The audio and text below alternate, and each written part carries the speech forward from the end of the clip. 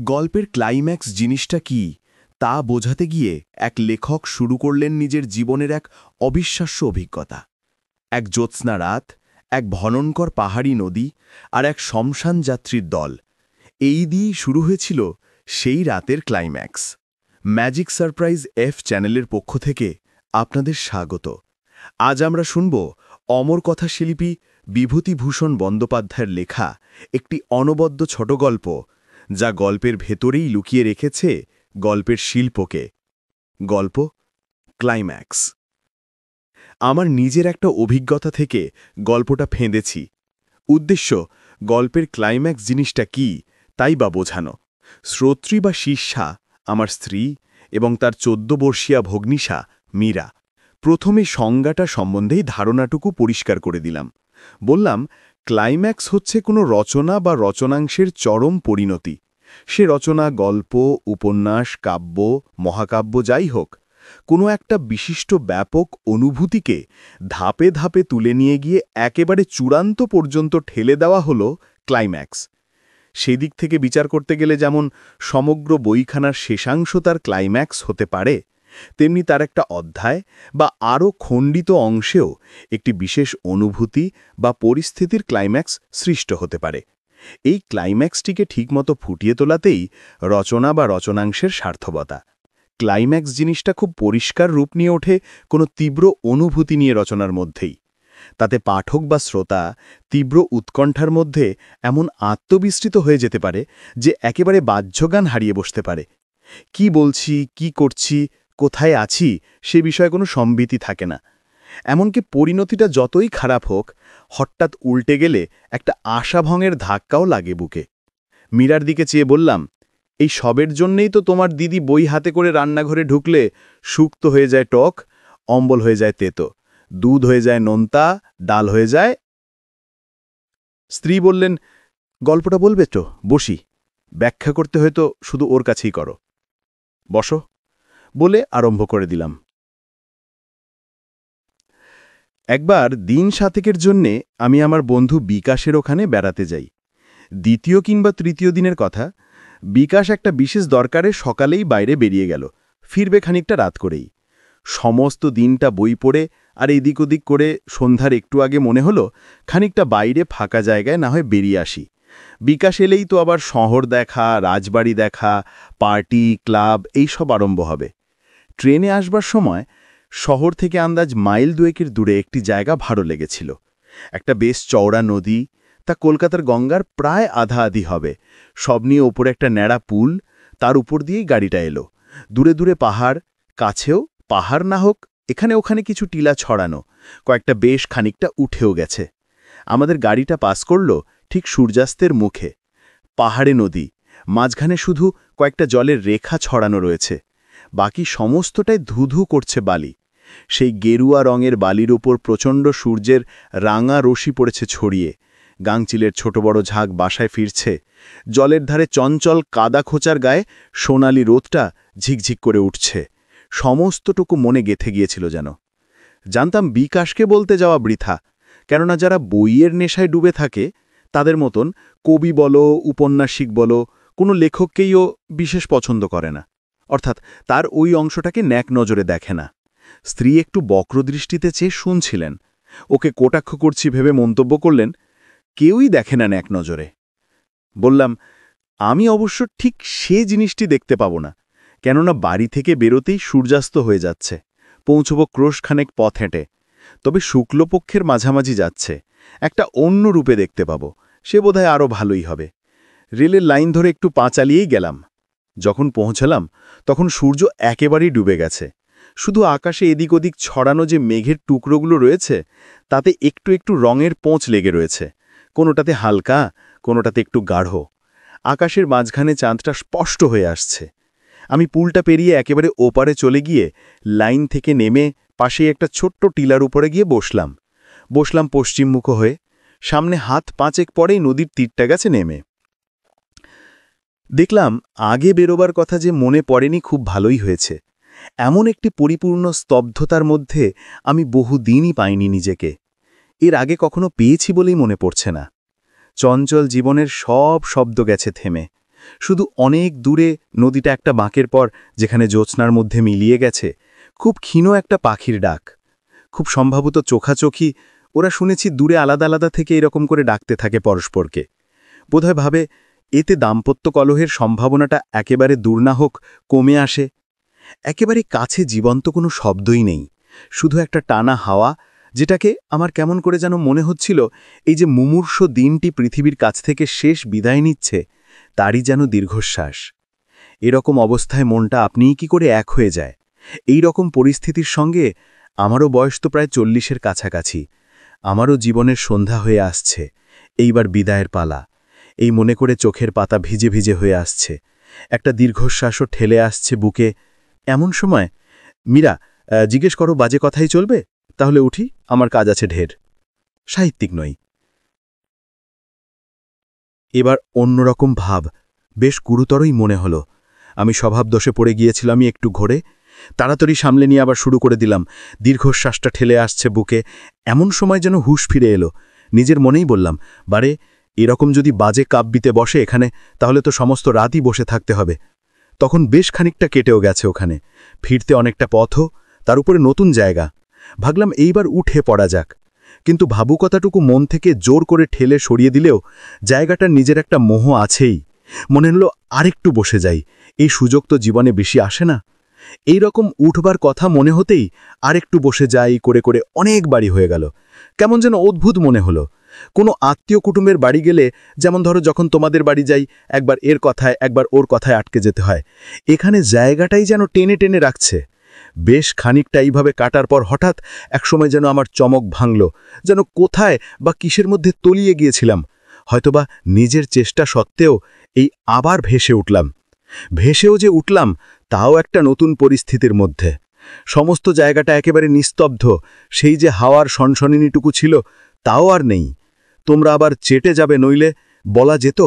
হঠাৎ যেন শ্বাসরুদ্ধ হয়ে সেই দিনটার মৃত্যু ঘটে গেছে কখন।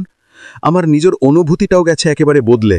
সেই মুগ্ধ আনন্দের ভাবটা গিয়ে গভীর রাতে এই রকম খোলা নির্জন জায়গায় নিটোল নিস্তব্ধতা আমায় সম্পূর্ণ অন্যভাবে অভিভূত করে ফেলছে। আস্তে আস্তে গাটা ছমছম করে আসছে, একটা অহেতুক ছেলেমানুষি ভয় বুকটাকে চেপে যেন সত্যি শ্বাসরুদ্ধ করে করে আনতে লাগল।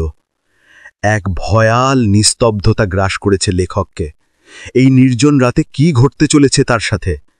গল্পের ক্লাইম্যাক্স ঘনিয়ে আসার আগে আপনাদের কাছে একটি ছোট্ট অনুরোধ। আমাদের এই পরিবেশনা যদি আপনাদের ভালো লেগে থাকে তাহলে দয়া করে ম্যাজিক সারপ্রাইজ এফ চ্যানেলটি সাবস্ক্রাইব করে আমাদের এই রহস্যময় যাত্রার সঙ্গী হন। চলুন এবার ফেরা যাক গল্পের সেই শ্বাসরুদ্ধকর মুহূর্তে। সনসনানিটুকু গেলেও হাওয়া একটু রয়েছেই। এত খোলা জায়গায় সম্পূর্ণ বন্ধ হয় না। আমার মন শুধু যেন বলতে লাগল, একটু শব্দ দাও, পৃথিবীর এতটুকু শব্দও শোনাও আমায় কেউ। ঠিক এই সময় হঠাৎ একটা শব্দ উঠল, আকাশ বাতাস চকিত করে। শব্দের সেরা শব্দই রাম নাম। কিন্তু বুকটা ছ্যাদ করে উঠল। পেছন ফিরে দেখি লাইনের পাশ দিয়েই প্রায় 100 গজ দূরে কতগুলা লোকের একটা ছোট দল চালি করে একটা শব নিয়ে আসছে। জানো বোধহয় এই রকম উপলক্ষে হিন্দুস্তানিরা রাম নাম সাথ হ্যায় বলে পথ চলতে থাকে। ওরা ওইখানেই লাইনের বাঁধ থেকে নেমে গেল। আমি তাহলে একটা শ্মশানের কাছেই বসে আছি। সেই ভয়টা যেমন বেড়ে গেল, তেমনি সঙ্গে সঙ্গে সাহসও খানিকটা এলো ফিরে। হোক শ্মশান, কিন্তু কাছাকাছি অনেকগুলি লোকের সঙ্গ তো পাওয়া গেল। একটু বসেও রইলাম, তারপর ফিরব। দাঁড়িয়ে উঠেছি। ওদের মধ্যে একটা যেন কি নিয়ে একটু চঞ্চল আলোচনা উঠল। শ্মশানটা খানিকটা দূরেই, কিন্তু ওই রকম ফাঁকা জায়গায় আওয়াজটা স্পষ্ট হয়েই ভেসে আসে। একটু কান পেতে থাকতেই বুঝতে পারলাম শবদেহটা তীরের কোল থেকে খানিকটা সরিয়ে নিয়ে এসে দাহ করবার কথা হচ্ছে। কারণটাও টের পেলাম, নদীতে জল নেমেছে। পাহাড়ি নদীতে এই রকম হয় আর কি। এদিকে কিছুই নেই। দূরে পাহাড় অঞ্চলে বৃষ্টি নেমে হঠাৎ প্রবল তোড়ে দুকুল চেপে জল নেমে আসে। তার সঙ্গে ছোট বড় গাছপালা, জন্তু জানোয়ার, অসাবধান থাকলে মানুষও। কোটালের বানের চেয়েও নাকি ভয়ানক। কখনো দেখিনি, ঠিক করলাম দেখে যেতে হবে। শো শো একটা শব্দ উঠেছে দূরে। একটু দোমনা হয়ে গেছি, এপারে বসেই দেখে নেব না ওপারে গিয়ে নিশ্চিন্ত হয়ে দেখব। ঠিক করলাম পেরিয়েই যাই, নিচে স্রোত থাকলে একটু নার্ভাস করে দিতে পারে। পা বাড়ালাম, কিন্তু এই সময় সেই শব্দই হঠাৎ বেড়ে গেল। আবার বসে পড়লাম আমি। ভাবলাম তোরটা ঠিক এসে পড়ার মুখে পুল পেরুনো আরও খারাপ হবে। এইখানে মস্ত বড় একটা ভুল হয়ে গেল। ঠিক যে জেনে শুনে ভুল তা নয়, হিসেব বা আন্দাজ করতে ভুল। জলের তোড়টা সেই অনেক দূরের বাঁকটা ঘুরতে শব্দটা হঠাৎ বেড়ে উঠেছিল। এসে পৌঁছতে সেই সময়টা নিল, দেখলাম আমি স্বচ্ছন্দে পুলটা পার হয়ে যেতে পারতাম। এ যা প্রলয়কাণ্ড দেখছি! হাজার উঁচুতেই হোক না কেন পুলটা সম্পূর্ণ নিরাপদ, কিন্তু ওই 10টা কামানের গর্জন কানে নিয়ে আর ওই তোড়ের ওপর দৃষ্টি রেখে রাখতেই তো হবে, এখন পেরোই কি করে। অনেক ওপারে আমি দেখছি, এপার ওপার নিয়ে বোধহয় 5-6 ফুট উঁচু একটা ফনা তুলে নেমে এলো স্রোতটা। কি গর্জন! ছোট বড় গাছপালা বুকে চেপে কি আপনি কিসে ওলটপালট খাওয়া! দেখতে দেখতে পুলের থামগুলায় ধাক্কা খেয়ে যেন আরও ক্ষেপে উঠে হুঙ্কার দিতে দিতে বেরিয়ে গেল। তারপর দেখতে দেখতে নদীর জল 1 ফুট 2 ফুট করে বাড়তে বাড়তে তীরের কাছাকাছি পর্যন্ত উঠে এলো। দেখা হলো একটা জিনিস জীবনে, পঞ্চানন রুদ্রের কুটি কুটি লালনটা। কিছুক্ষণ পর্যন্ত যেন কোনো চিন্তা করবার ক্ষমতাই হারিয়ে চুপ করে বসে থাকতে হলো। সেই তখনকার মতনই গেছি তলিয়ে, এখন যেন প্রলয়ের বিভীষিকায়। তখনকার মতনই এক সময় ভেসে উঠলাম সেই অতল থেকে।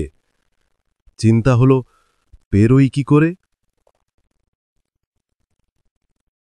গোড়াতে যেমনটা ছিল, শুকনো নদীর ওপর হঠাৎ যেন সমুদ্রের ঢেউ ভেঙে পড়া, এখন ঠিক ততটা না হলেও খুবই ভীষন্ত। ন্যাড়া পুলের 1 ফুট অন্তর পাতা কাঠের স্লিপারের ওপর পা দিয়ে দিয়ে পেরুনো, একটু যদি মাথা ঘুরে পা টলে গেল তাহলেই আর দেখতে নয়। শুনেছি এসব স্রোত যেমন হঠাৎ আসে তেমনি হঠাৎ চলে যায়, কিন্তু সে হঠাৎের তো কোনো আন্দাজ নেই। জলের পরিমাণ যেমন দেখছি, পাহাড়ে বৃষ্টি থেমে গিয়েও থাকলে এ জল বেরিয়ে যেতে অন্তত সমস্ত রাত কেটে যাবে। বৃষ্টি হতে থাকলে তো কথাই নেই। কি করব ভাবতে ভাবতেই রাত অনেকটা এগিয়ে গেল।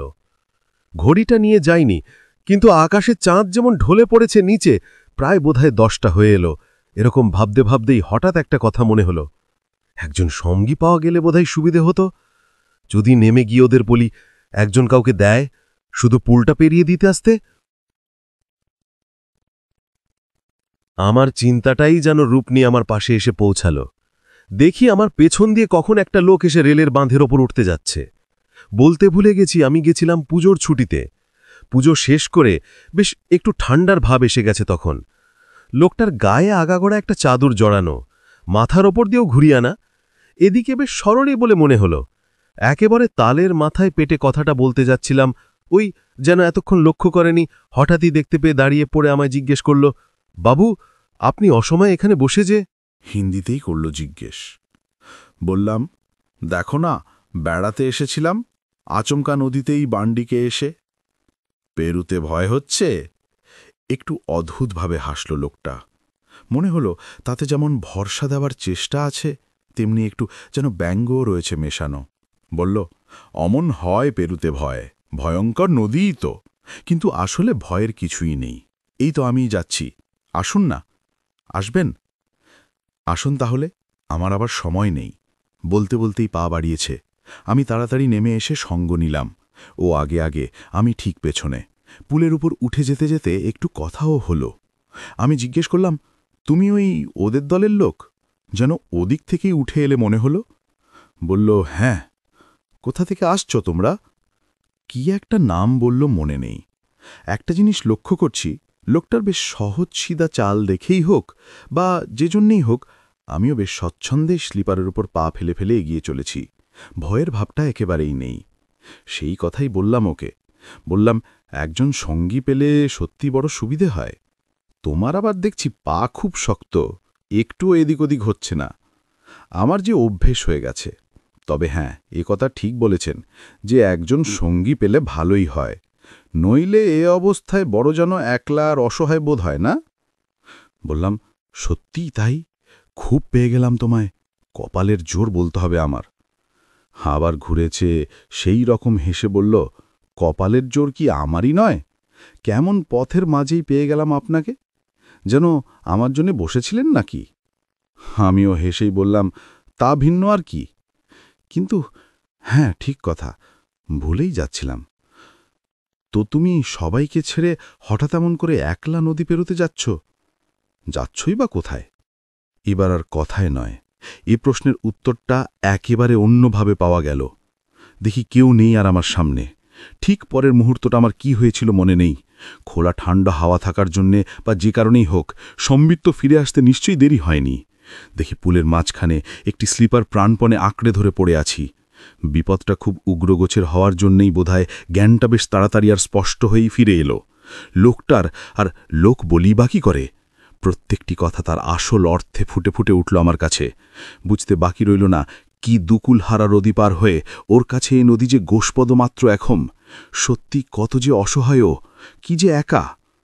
এই একা কথাটা হঠাৎ আমার কাছে যেন অতিরিক্ত বিভীষিকাময় হয়ে উঠে ভয়ের তোড়ের ওপর আরেকটা তোড় এনে ফেলল। একা, তাই কি অনন্তপথের যাত্রী বিদেহী আত্মা আমায় তার সঙ্গী করে নিতে এসেছিল? নিজের প্রশ্নটাতেই ভয়ে মাথার চুল পর্যন্ত খাড়া হয়ে উঠেছে। সঙ্গে সঙ্গে একটা উৎকট হুঙ্কার শুনে সামনে চাইতেই দেখি জ্বলন্ত দৃষ্টি নিয়ে সাক্ষাৎ মৃত্যু ছুটে আসছে সামনে। এক মুহূর্তের বিভ্রম, তারপরই ব্যাপারটা বুঝলাম। সামনের উঁচু টিলাটা ঘুরে একটা ট্রেন মত্ত গতিতে আসছে ছুটে।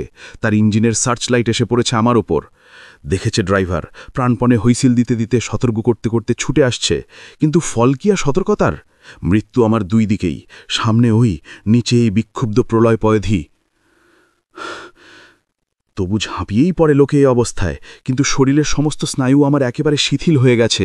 ওদিকে আর এইটুকু মনে আছে যে দুটো হাতে চোখ দুটো চেপে ধরে মাথাটা দিয়েছি নুয়ে। তারপরেই মনে পড়ছে একটা যেন বিকট অন্ধকার মূর্তি ঠিক হাত দুয়েক তফাতে দাঁড়িয়ে বজ্রকঠোর হুঙ্কার ছাড়ছে। ইঞ্জিনটা আর কি, ড্রাইভার ব্রেক। যা, বেঁচে গেলেন। মুখ থেকে কথাটা যেন হঠাৎ ঠিকরে বেরিয়ে পড়ল মীরার।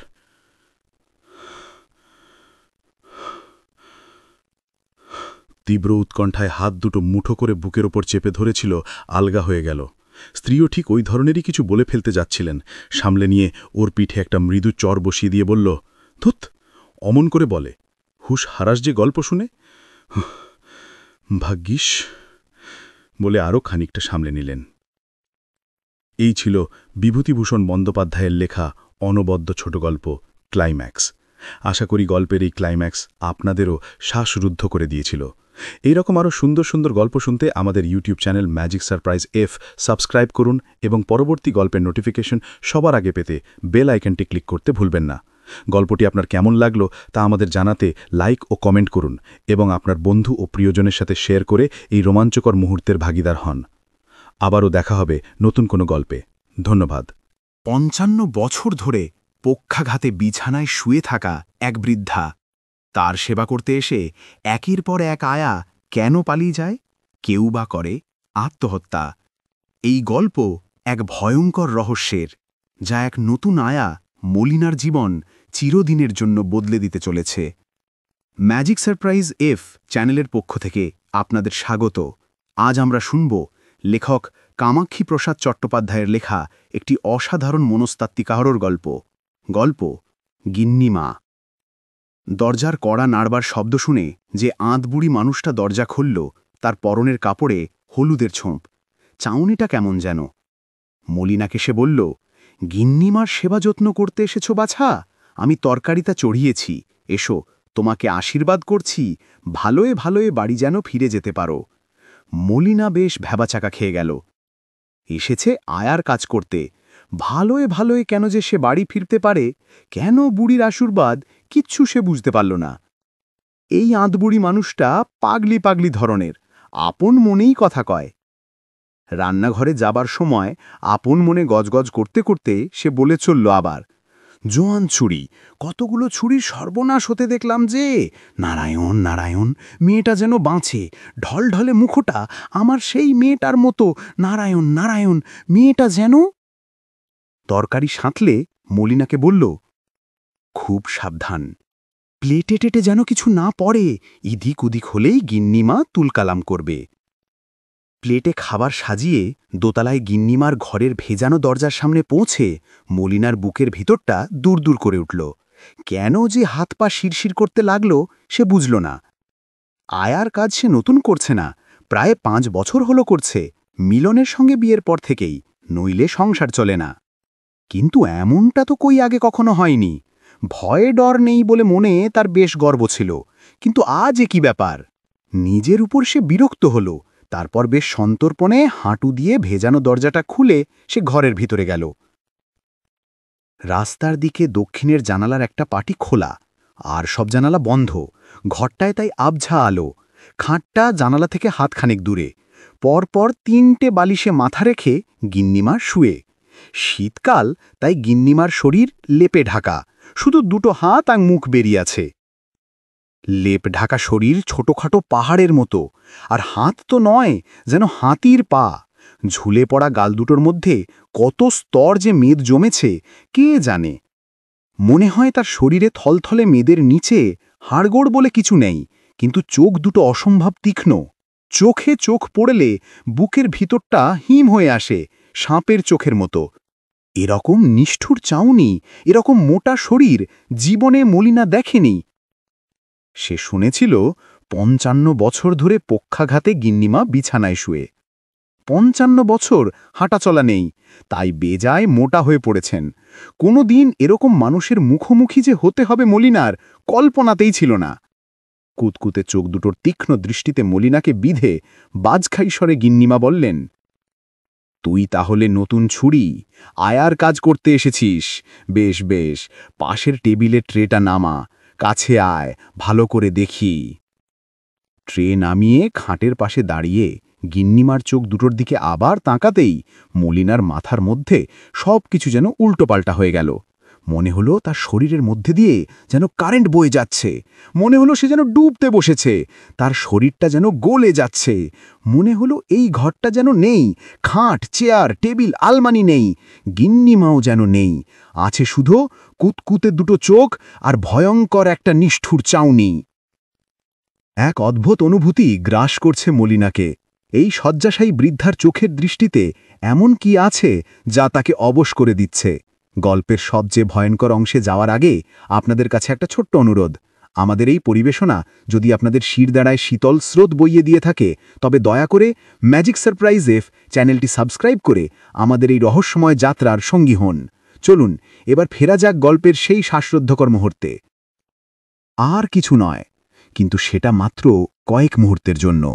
তারপর ধীরে ধীরে স্পষ্ট হয়ে উঠতে লাগল ঘর, চেয়ার, টেবিল, খাট, আলমারি আর গিন্নিমার ঢাউস শরীরটা। গিন্নিমা চোখ বুজে বললেন, তোর বয়সটা বেশ কাঁচা বলেই মনে হয়, 22-23-এর বেশি নয়। শরীরটা মজবুত আর বেশ পুরন্ত, কিন্তু রূপের জলুস নেই। তোর বয়সে আমি ছিলাম যাকে বলে ডান কাটা পরি, এক মাথা ঘন চুল, মাখনের মতো গায়ের চামড়া, ছিপছিপে শরীর। কোমরটা তোর মতো ভারী নয়।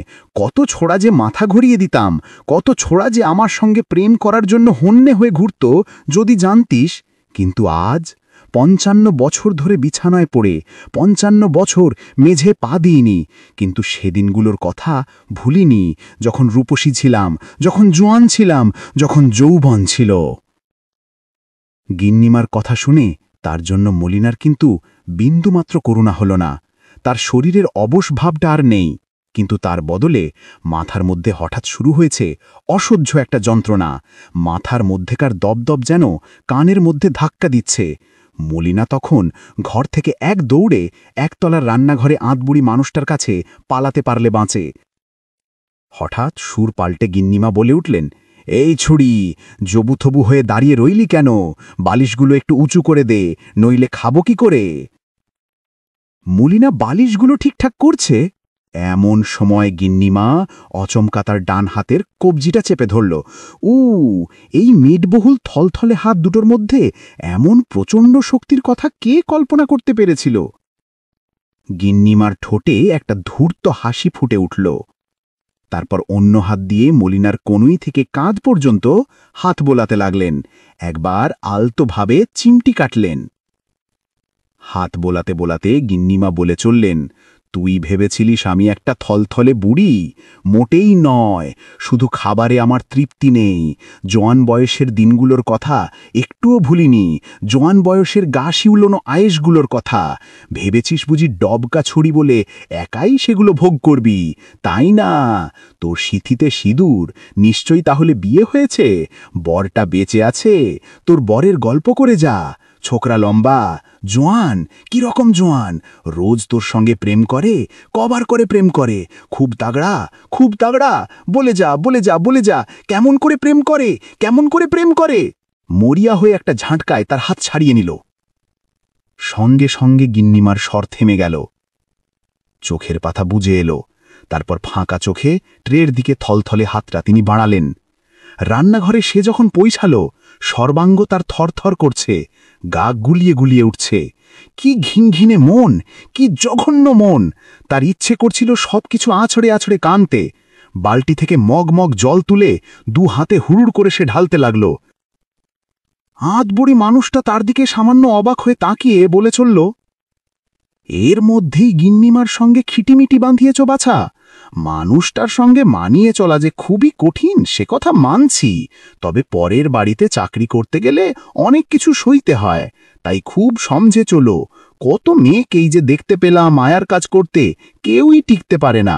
সত্যি কথাটা বলেই ফেলি, গিন্নিমার মেজাজের দরুন সেই যে শ্রাবণ মাসে আয়া মেয়েটা বাড়ি থেকে পালালো, আজ মাঘ মাসের আমাবস্যে, এর মধ্যে আয়ার কাজের জন্য কাউকে জোগাড় করতে পারিনি। এ কটা মাস খেটে খেটে আমার হাড় কালি হয়ে গেছে। এর মধ্যে আমার মতো দুটো আধবুড়ি আয়ার জোগাড় করেছিলাম, গিন্নিমা তাদের দূর দূর করে তাড়ালো। আধবুড়ি আয়া গিন্নিমা দু চোখের বিষ, চাহে জোয়ান জোয়ান ছুরি। রোজ রোজ কোথায় ছুরি ধরি বলো তো বাছা? আর ছুরিদের যেমন স্বভাব, কটা দিন কাটতে না কাটতেই গিন্নিমার ঘর থেকে বেরিয়ে তাকে নকল করতে শুরু করে দেয়। আমাকে গ্রাহ্যই করে না। গিন্নিমার মতো হাত নাড়ে, গিন্নিমার মতো চোখ খুদি খুদি করে কেমন যেন তাকায়, চোখ ঘোরায়। একটা তো গিন্নিমার গলার স্বর অবিকল নকল করতে শুরু করেছিল। দেখে শুনে তো গায়ে কাঁটা দিত, বুকের রক্ত হিম হয়ে আসত। মেয়েটা তোমার বয়সী ছিল, মাসখানিক টিকেছিল। তারপর এক ভোরে বাগানের আম গাছটায় গলায় দড়ি দিয়ে মরে। কেন যে গলায় দড়ি দেয় আজ পর্যন্ত কেউ তার হদিশ করতে পারেনি। সে এক দারুণ হুজ্জতি, দারোগা পুলিশে বাড়ি ঘিস ঘিস, হদিশ করতে পারেনি। মলিনার দু চোখ দিয়ে তখন অঝরে জল ঝরছিল। সেদিকে তাকিয়ে আঁতবুড়ি মানুষটা বলে চলল, কেঁদো না বাছা, কেঁদো না। বুড়ি মানুষ, মাথার কি আর ঠিক আছে? ভীমরতি ধরেছে যে, যা বলে তা কি আর ভেবেচিন্তে বলে? তার কথায় কান দিও না, মুখটি বুঝে কাজ করে যেও। আর একটা কথা বাছা, ওই সব ধিঙ্গি ছুনিদের মতো গিন্নিমাকে আড়ালে আবডালে কখনো ভেঙছি কেটো না। কিন্তু বেলা যত বাড়তে লাগলো, মলিনার মাথার মধ্যে যন্ত্রণাটাও বাড়তে লাগলো তত। তার সঙ্গে অনমনস্ক হয়ে উঠতে লাগলো, পদে পদে তার কাজে ভূ হতে লাগলো। পেঁয়াজ কুচোতে গিয়ে বুড়ো আঙ্গুল কাটল, হাত থেকে পড়ে চাটনির পাথরের বাটিটা চুরমার। বেজায় বেজার হয়ে বুড়ি মানুষটা বলল, এখনো যে হাত পায়ে বশ নেই বাছা, বলি মনটা কোঠায় পড়ে আছে গো, বরের কাছে? দুপুরের খাবার ট্রেতে সাজিয়ে মলিনা গিন্নিমার কাছে গেল। হাত পা তখন বেজাই কাঁপছে, গলা শুকিয়ে কাঠ, মাথায় অসহ্য যন্ত্রণা। কিন্তু গিন্নিমা তার দিকে ফিরেও তাকালেন না, একটি কথাও কইলেন না।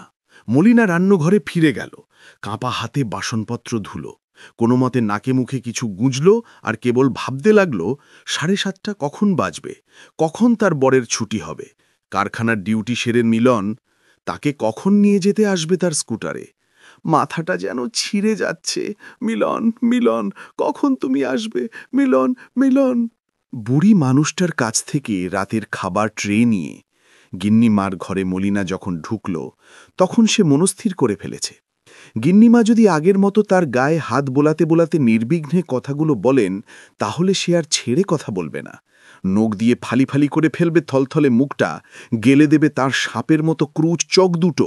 উফ, কিন্তু কি হয়েছে তার? এরকম ভাবনা কখনো তো তার মাথায় আসেনি।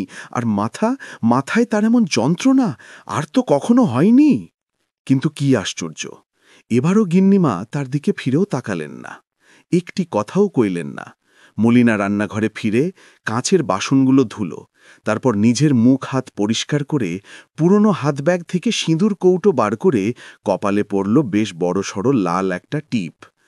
এমন সময় দরজার সামনে শোনা গেল মিলনের স্কুটারের চাপা হর্ন। স্কুটারে সে কারখানায় যাতায়াত করে, ঠিক ছিল ফিরতি পথে এসে সে হর্ন দেবে, তারপর মলিনাকে পিছনে বসিয়ে বাড়ি ফিরবে। এমন সময় আধভুরি মানুষটা গিন্নিমার ঘর থেকে রান্নাঘরে ফিরে মলিনাকে বলল, যাও বাছা, গিন্নিমার সঙ্গে দেখা করে যাও। গিন্নিমা বলে দিয়েছেন তোমার বর এসে গেছে দেখছি, তাকে গিয়ে বলছি 2 মিনিট সবুর করতে। অসহায় চোখে বুড়ি মানুষটার দিকে তাকিয়ে মলিনা আবার গেল দোতলায়, গিন্নিমার ঘরে। গলায় মধু ঢেলে গিন্নিমা বললেন, তোর বর এসে গেছে তাই না? জানলা দিয়ে তাকে স্কুটারে বসে অধৈর্য হয়ে হর্ন দিতে দেখছি। মলিনা বলল, হ্যাঁ গিন্নিমা। আবার গলায় মধু ঢেলে গিন্নিমা বললেন, বেশ বেশ, বাড়ি যাবি বই কি বাছা, বরের স্কুটারের পেছনে বসে তাকে সাপটে ধরে, তোকে আর ধরে রাখব না, এবার আমি ঘুমোবো, শুধু যাবার আগে মাথার তলা থেকে একটা বালিশ সরিয়ে দিয়ে যা। তখনই মলিনার সাবধান হওয়া উচিত ছিল ঘর থেকে দৌড়ে পালানো, উচিত ছিল সেই সর্বনেশে হাত দুটোর নাগালের মধ্যে না যাওয়া। কিন্তু গিন্নিমার মধুঝরা স্বরে তার মন খানিকটা ভিজেছিল। বিছানার কাছে গিয়ে গিন্নিমার মাথার তলা থেকে একটা বালিশ সে সরালো, আর বিদ্যুতের মতো সেই সাঁড়াশি সাপ্তে একটা হাত বজ্রমুঠোয় মলিনার একটা কবজি ধরে তাকে নিজের কাছে টেনে আনল।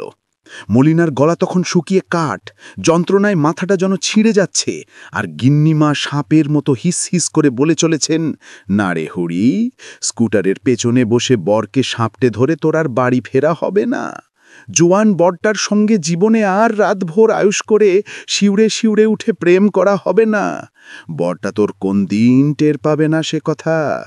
তুই যে আর মলিনা নস, কি করে জানবে তোর তগড়া বর? ভাববে তার জোয়ান ছুরি ডবকা বউ আরও জোয়ান হয়েছে, কি খুশি সে যে হবে। মনে হলো গিন্নিমা যেন কথা কইছেন না, কথা কইছে সাপের মতো তার ক্রূর চোখ দুটো। দেখতে দেখতে ঘরের আবঝা আলো আরও আবঝা হয়ে উঠল। সেই ক্রূর চোখ দুটো কয়লা খাদের মতো নিকষ কালো হয়ে গেল, কালো আর গভীর। তারপর দুটো চোখ যেন এক হয়ে গিয়ে অমাবস্যার রাত হলো, আর মলিনা সেখানে ডুবতে লাগলো। ঘরটা বেজায় স্তব্ধ। মলিনার মাথার মধ্যে আর যন্ত্রণা নেই, সর্বাঙ্গেই শুধু একটা ঝিমঝিমে অবসাদ। সেই অবসাদ ক্রমশ ছড়িয়ে পড়ল তার অরুতে, তার পায়ের গোছে।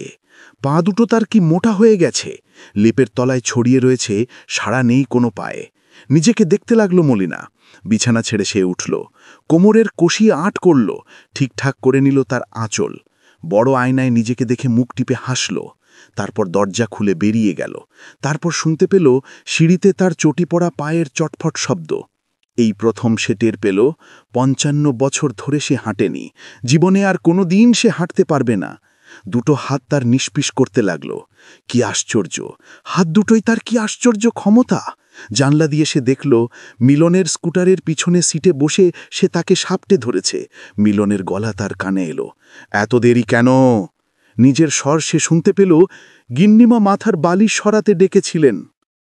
এই ছিল কামাক্ষীপ্রসাদ চট্টোপাধ্যায়ের লেখা শিহরণ জাগানো ছোট গল্প গিন্নিমা। আশা করি গল্পটি আপনাদের ভয় পাইয়ে দিয়েছে।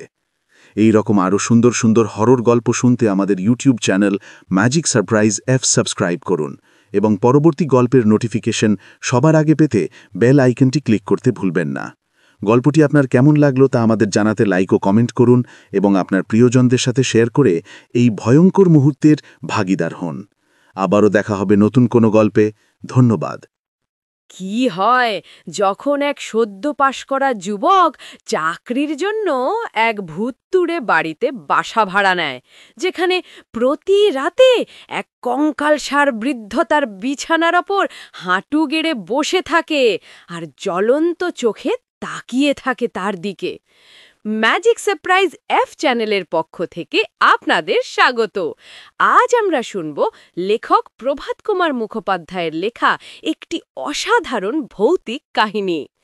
গল্প একটি ভৌতিক কাহিনী। আমার নাম শ্রী উপেন্দ্রনাথ ঘোষ, নিবাস বীরভূম জেলার টগরা নামক গ্রামে। 1872 খ্রিস্টাব্দে আমি বিএ পাশ করিয়া চাকরির সন্ধানে প্রবৃত্ত হই।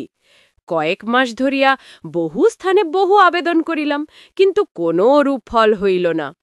অবশেষে সিউড়ি জেলা স্কুলের ২য় শিক্ষকের পদ শূন্য হইয়াছে সংবাদ পাইয়া স্বয়ং সদরে গিয়া বহু লোকের খোসামোদ করিয়া উক্ত কর্মে নিযুক্ত হইলাম। আমার বেতন হইল মাসিক ৫০ টাকা। আমাদের গ্রাম হইতে সিউড়ি ১২ ক্রোশ পথ ব্যবধানে বরাবর একটি কাঁচা রাস্তা আছে। আমি গ্রামে ফিরিয়া গিয়া নিজের জিনিসপত্র লইয়া আসিয়া ২ দিন পরে নূতন কর্মে প্রবৃত্ত হইলাম। যেমন অল্প বেতন সেইরূপ একটি ছোটখাটো সস্তা বাড়ি খুঁজিতে লাগিলাম, কিন্তু পাইলাম না। হেডমাস্টার মহাশয়ের বাসাতেই শয়ন ও আহারাদি করি, দিবসে বিদ্যালয়ে কর্ম করি এবং অবসর সময় বাসা খুঁজিয়া বেড়াই।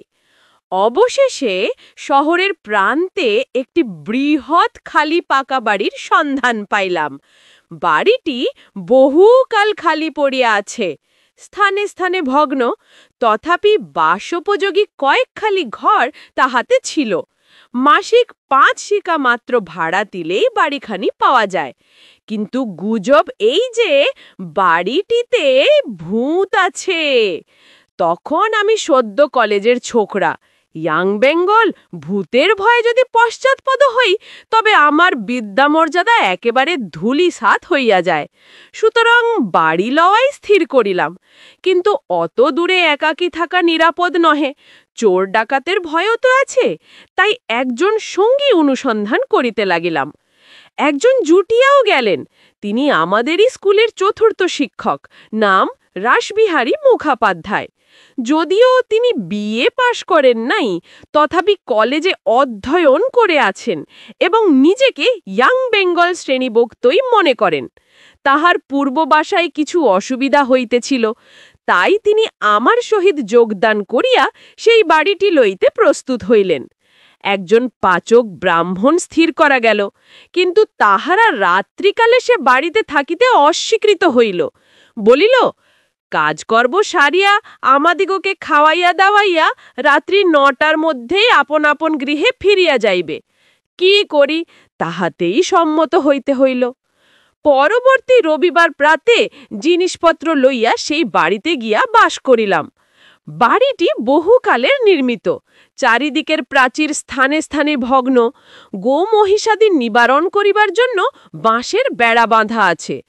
বাড়িটির চারিদিকে বাগান, অনেকগুলি নারকেল, আম, কাঁঠাল, জাম প্রভৃতি ফলের গাছ আছে। সেগুলি ফড়িয়াগণের নিকট জমা দেওয়া। বাড়িটি দ্বিতল, নিম্নতলে সম্মুখভাগে বেশ বড় বড় দুখানি ঘর আছে। সেই ঘর দুটি মাত্র আমরা দখল করিলাম, কারণ আমাদের প্রয়োজন অল্প। বাড়ির পশ্চাতে একটি পুষ্করিণী, তাহার জল পানযোগ্য নহে, স্নানযোগ্য নহে, তবে বাসন মাজা প্রভৃতি গৃহকর্ম তাহাতে হইতে পারিত। বাড়ির অল্প দূরে একটি উৎকৃষ্ট দিলহিকা ছিল। আমরা সেইখানে গিয়াই স্নান করিতাম এবং পান রন্ধনের জন্য সেই জল আনয়ন করিত। একখানি ঘর আহারাদি করিবার জন্য নির্দিষ্ট করিলাম। অপরখানিতে ২টি চৌকি পাতিয়া আমরা ২ জনে শয়ন করিতে লাগিলাম। সমস্ত রাত্রি ঘরে প্রদীপ জ্বালা থাকিত। এইরূপে কিছুদিন যায়।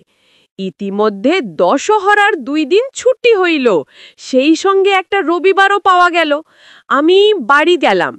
বাড়িতে ২ দিন মাত্র থাকিয়া ৩য় দিন পদব্রজে সিউড়ি যাত্রা করিলাম।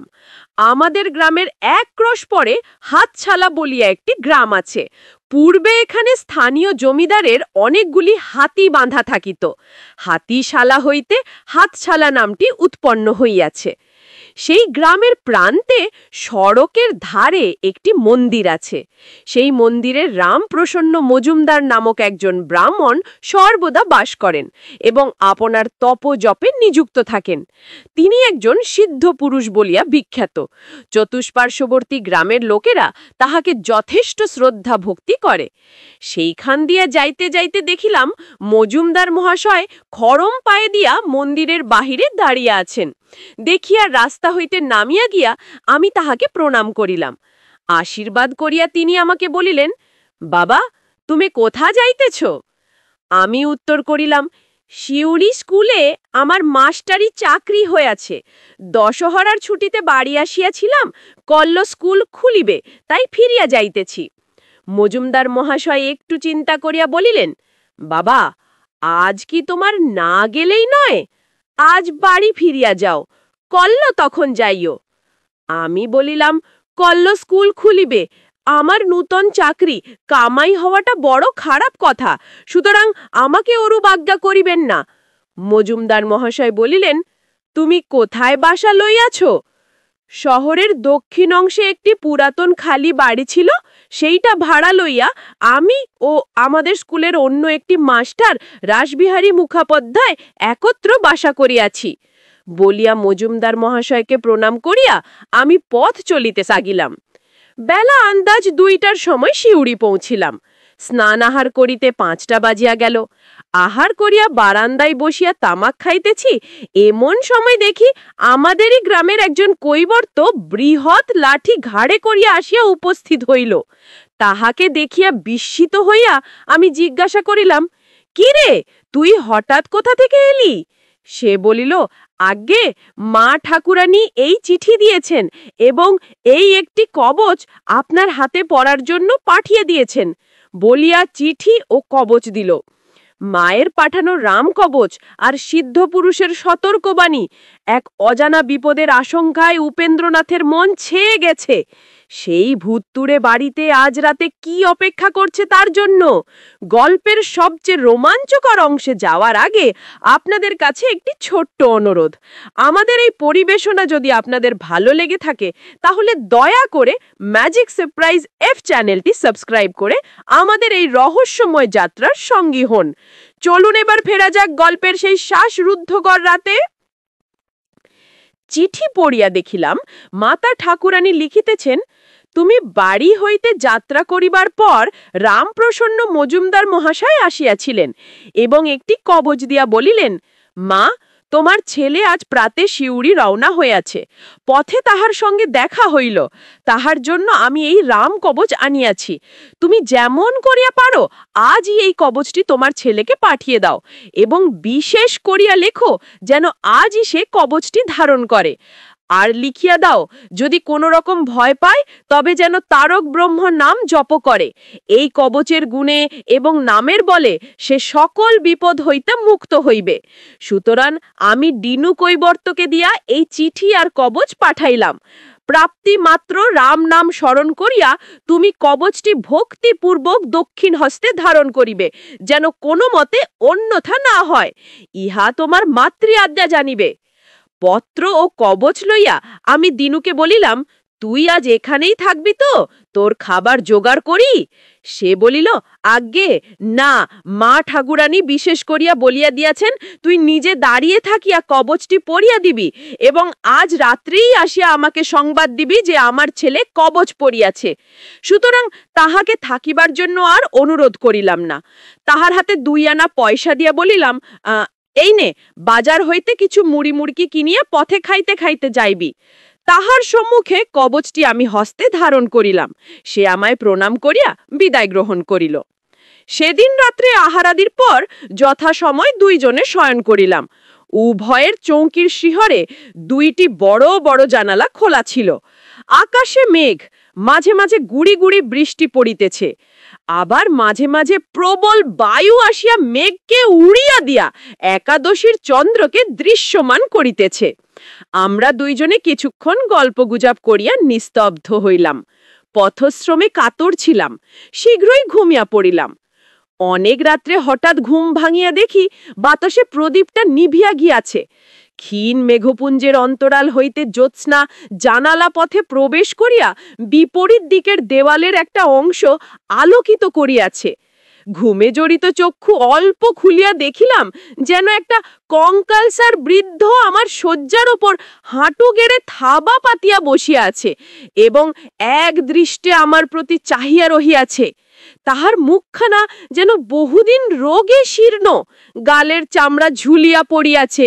দন্তহীন মাড়ির ওপর তাহার ওষ্ঠ 2টি চুপসে বসিয়া গিয়াছে। মাথার সাদা ছোট চুলগুলো যেন দাঁড়িয়া রহিয়াছে। তাহার চক্ষু দুইটা হইতে যেন ক্রোধ, ঘৃণা ও বিদ্রূপের জ্বালা বহির্গত হইতেছে। দেখিয়া আমি আপাদমস্তক শিহরিয়া উঠিলাম, ভয় চক্ষু মুদ্রিত করিলাম, কিন্তু সে অবস্থায় অধিকক্ষণ থাকিতে পারিলাম না। আবার চক্ষু খুলিলাম, আবার দেখিলাম সেই বিভদ্র মূর্তি ঠিক সেই অবস্থায় বসিয়া আছে। আবার চক্ষু মুদ্রিত করিলাম, তখন হঠাৎ মাতা ঠাকুরানীর পত্রের কথা স্মরণ হইল। মনে মনে বলিলাম, আমার ভয় কি, আমার হস্তে রক্ষা কবচ রহিয়াছে, এবং মৃদুস্বরে তারক ব্রহ্ম নাম জপ করিতে লাগিলাম। কিয়ৎক্ষণ পরে আবার চক্ষু খুলিলাম, তখন সে মূর্তি আর নাই। সাহস পাইয়া উঠিয়া বসিলাম এবং জড়িত কণ্ঠে আমার বন্ধুকে ডাকিতে লাগিলাম। রাসবিহারী বাবু উঠিয়া বলিলেন, কি মহাশয়? আমি তখন প্রদীপ জ্বালিয়া সমস্ত ঘটনা তাহাকে প্রকাশ করিয়া বলিলাম। তিনি অত্যন্ত ভীত হইলেন। সমস্ত রাত্রি আমরা গল্প করিয়াই কাটাইয়া দিলাম। পরদিন প্রভাতে সে গৃহ ত্যাগ করিয়া অন্যত্র আশ্রয় গ্রহণ করিলাম। আহারাদি করিয়া 10:30টার সময় স্কুলে গেলাম। টিফিনের সময় ডাকওয়ালা পিউন একখানি পত্র দিল। দেখিলাম সেখানি রমাপ্রসন্ন মজুমদার মহাশয় লিখিয়াছেন। চিঠির তারিখ ও ছাপ গতকালকার। চিঠিখানিতে লেখা আছে, শ্রী শ্রী দুর্গা শরণম পরম শুভাশীর্বাদাহা সন্তু। বিশেষহ বাবাজিন, গতকাল্য তোমার সহিত সাক্ষাৎ হবার পর আমি তোমাদের বাড়িতে গিয়াছিলাম এবং তোমার মাতা ঠাকুরানীকে তোমার নিমিত্ত একটি রাম কবচ দিয়া আসিয়াছি। তাহাকে অনুরোধ করিয়াছি যে অদ্যই সেটি যে কোনো উপায়ে যেন তোমাকে পাঠাইয়া দেন, যাহাতে অদ্যই নিশাগমের পূর্বে কবচটি তুমি ধারণ করিতে পারো। বোধ হয় অদ্য রাতি তুমি কোনরূপ ভয় পাইবে, কিন্তু সেই রাম কবচটির গুণে তোমার কোনো বিপদ হইবে না। কবচটি তুমি নিয়ত ধারণ করিয়া থাকিবে এবং আর যদি কখনো ভয়ের কারণ ঘটে তবে তারক ব্রহ্ম নাম জপ করিবে। সর্বদা শুদ্ধাচারে থাকিবে। অত্র কুশল। মা ভবানী তোমার মঙ্গল করুন। ইতি নিয়ত আশীর্বাদক শ্রী রমাপ্রসন্ন দেব শর্মা। পত্রখানি পড়িয়া আমার বিস্ময়ের অবধি রহিল না। সেখানি রাসবিহারীবাবুকে দেখাইলাম, তিনিও খুব আশ্চর্য হইলেন। পূজার ছুটির সময় বাড়ি গিয়ে প্রথমেই মজুমদার মহাশয়কে প্রণাম করিতে গেলাম। যে বিপদ হইতে আমাকে তিনি উদ্ধার করিয়াছেন তাহার জন্য অনেক কৃতজ্ঞতা প্রকাশ করিয়া জিজ্ঞাসা করিলাম, আচ্ছা, আমি যে সেই রাত্রে ভয় পাইব এ কথা আপনি কি করিয়া জানিতে পারিয়াছিলেন? একটু মৃদু হাস্য করিয়া মজুমদার মহাশয় বলিলেন, তুমি যখন সেদিন আসিয়া আমাকে প্রণাম করিলে তখনই আমি দেখিলাম একটি প্রেতাত্মা তোমার পশ্চাতে বেড়াইতেছে। কোনো কারণে সে তোমার উপর ভয়ানক ক্রুদ্ধ হইয়াছে এবং তোমার প্রাণহানি করিবার মানসেই তোমার সঙ্গ রলিয়াছে। কেবল উপযুক্ত ক্ষণ পায় নাই বলিয়া সে পর্যন্ত কৃতকার্য হইতে পারে নাই। তুমি চলিয়া গেলে আমি গণনা করিয়া দেখিলাম যে সেই রাত্রেই ক্ষণ উপস্থিত হইবে, তাই তাড়াতাড়ি একটি রামকবচ লিখিয়া তোমার মাতা ঠাকুরানীকে দিয়ে আসিয়াছিলাম। যা হোক, কবচটি তুমি কখনো পরিত্যাগ করিও না। আমি বলিলাম, মজুমদার মহাশয়, আমার সঙ্গে যে লোকটি সেই ঘরে শয়ন করিতেন তিনি কোনরূপ ভয় দেখিলেন না কেন? আমরা উভয়ই একত্র সেই বাড়িতে ছিলাম, তবে আমার উপরেই ভূতেরা তো আক্রেশ কেমো? মজুমদার মহাশয় জিজ্ঞাসা করিলেন, সে লোকটির নাম কি? তাহার নাম রাসবিহারী মুখোপাধ্যায়। তিনি ব্রাহ্মণ, এই কারণে ভূত সহসা তাহার কিছু করিতে পারে নাই। তুমি কায়স্থ, তোমার প্রাণহানি করা তার পক্ষে সহজ হইত। এই কথা শুনিয়া কিয়ৎক্ষণ আমি নীরবে চিন্তা করিতে লাগিলাম। পরে বলিলাম, সেই ভূত কি এখনো আমার অনিষ্ট চেষ্টা করিতেছে? করিতেছে। আর একবার সে তোমায় দেখা দিবে, কিন্তু সে ক্ষণ কতদিনে উপস্থিত হইবে তাহা আমি এখন বলিতে পারি না। কিন্তু এই রাম কবচের বলে তোমার কোনো বিপদ হইবে না। তাহার পর 28 বছর কাটিয়া গেল। সে ভূতের কথা আমি প্রায় বিস্মৃত হইলাম, কিন্তু রাম কবচটি বরাবর যত্নে ধারণ করিয়াছিলাম। আমি ক্রমে দ্বিতীয় শিক্ষক হইতে প্রধান শিক্ষকের পদে উন্নীত হইলাম। পরে আরও কয়েক বৎসর সুখ্যাতির সহিত কর্ম করিয়া প্রেসিডেন্সি বিভাগের ডেপুটি ইন্সপেক্টরি পদ প্রাপ্ত হইলাম। আমার বেতন 150 টাকা হইল। মফস্বলে নানা স্থানে ভ্রমণ করিয়া আমাকে বিদ্যালয় পরিদর্শন করিতে হইত। একদিন মেদিনীপুর জেলার একটি গ্রাম্য স্কুল পরিদর্শন করিতে যাইতেছি। সন্ধ্যের পর আহারাদি করিয়া একখানি গরুর গাড়ি ভাড়া করিয়া সেই গ্রামাভিমুখে রওনা হলাম। শরৎকালের পরিষ্কার রাত্রি, আকাশে চাঁদ ছিল।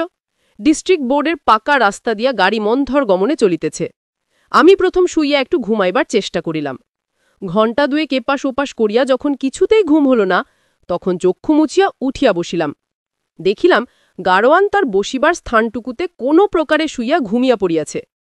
জ্যোৎস্না রাত্রি পরিষ্কার পথ পাইয়াছে, গরু দুটি অবাজে আপন মনে চলিতেছে। রাস্তার দুই ধারে বৃক্ষের শ্রেণী, কোথাও দূরে দূরে, কোথাও বা ঘন সন্নিবুদ্ধ। ঝুর ঝুর করিয়া বাতাস দিতেছে। গাড়োয়ান আরামে নিদ্রা যাইতেছে দেখিয়া গরিবকে জাগাইতে আমার ইচ্ছা হইল না। অথচ গরু দুটি অরক্ষিত অবস্থায় পথ চলে, তাহাও নিরাপদ নয়। এই বিবেচনা করিয়া আমি আর শুইলাম না, বসেই রইলাম। এই অবস্থায় প্রায় ঘণ্টাখানিক কাটিল। আমার একটু তন্দ্রা আসিতে লাগিল। আমি বসিয়া বসিয়া ঢুলিতে লাগিলাম। হঠাৎ গরু দুটি থামিয়া গেল। একটা ঝাঁকুনি দিয়া গাড়িখানা দাঁড়িয়া পড়িল। আমার তন্দ্রা ছুটিয়া গেল। চক্ষু খুলিয়া দেখি সেই ভীষণ মূর্তি। গরু দুটির সম্মুখে পথ অবরোধ করিয়া গাড়ির জুয়ালের উপর দুটি জীর্ণ হস্ত রাখিয়া সেই শুষ্ক চর্মাবৃত কঙ্কাল দাঁড়িয়ে আছে এবং সেই জ্বলন্ত চক্ষু দুইটি তাহার প্রতি ক্রোধানল বর্ষণ করিতেছে। দেখিয়া আমার শরীরের রক্ত হিম হইয়া গেল। আমি কাঁপিতে লাগিলাম। বুকের কাছে হাত রাখিয়া তারক ব্রহ্ম নাম জপ করিতে লাগিলাম। কিছুক্ষণ জপ করিতে করিতে দেখিলাম সে মূর্তি ছায়ায় ন্যায় মিলাইয়া যাইতেছে। যখন সে একেবারে অদৃশ্য হইয়া গেল, গরু দুটো তখন গাড়ি পশ্চাতে ঘুরাইয়া দিয়া মহাবেগে ছুটিতে লাগিল। ঝাঁকানিতে গাড়োয়ানের ঘুম ভেঙে গেল। সে ধরফর করিয়া উঠিয়া বলিল, বাবু, এ কি? গুরু এমন করিয়া ছুটিতেছে কেন? আমি আসল কথা তাহাকে না বলিয়া কেবলমাত্র বলিলাম, হয়তো পথে কোনো ভয় দেখিয়াছে, তাই ছুটিয়া বাড়ি যাইতেছে। গাড়োয়ান তখন গাড়ি থামাইবার এবং মুখ ঘুরাইবার অনেক চেষ্টা করিল। গরু দুটির লাঙল টেনে ছিঁড়িয়া ফেলিবার উপক্রম করিল, কিন্তু কিছুতেই তাহারা দাঁড়াইল না। দৌড়িতে দৌড়িতে অবশেষে যখন একটি গ্রামের বাজারে উপনীত হইল এবং সেখানে অনেক লোকজন এবং অন্যান্য গরুর গাড়ি দেখিতে পাইল, তখন দাঁড়াইল। গরু দুটি ভয়ানক শ্রান্ত হইয়া পড়িয়াছিল দেখিয়া আমি গাড়োয়ানকে বলিলাম, থাক, আজ আর কাজ নাই, গরুকে খুলিয়া দাও, উহাদের মুখে ঘাস জল দাও। কল্লপ্রভাতে তখন আবার যাওয়া যাইবে। অদ্যরাত্রে এখানেই বিশ্রাম করি। তাহার পর আরও 7 বছর কাটিয়াছে, কিন্তু আর কোনরূপ ভয় পাই নাই। সেই রাম কবচটি এখনও ধারণ করিয়াছি এবং যতদিন যাবিব ধারণ করিয়া থাকিব। আমার মাতৃদেবীর এবং মজুমদার মহাশয় লিখিত সেই পত্র দুখানি অদ্যেপি আমার নিকট আছে। যদি কেহ দেখিতে ইচ্ছা করেন তো দেখাইতে পারি। শ্রীযুক্ত উপেন্দ্রনাথ ঘোষের নিকট যেমন আমি শুনিয়াছি, উপরে অবিকল সহস্তে লিপিবদ্ধ করিয়াছি। শ্রী ইন্দুভীষণ সেন। উপরে লিখিত ঘটনাগুলি আমি যেমন বলিয়াছি, ইন্দুবাবু তাহা যথাযথভাবে লিপিবদ্ধ করিয়াছেন এবং এই ঘটনাগুলি আমার প্রত্যক্ষভূত ও অবিকল সত্য।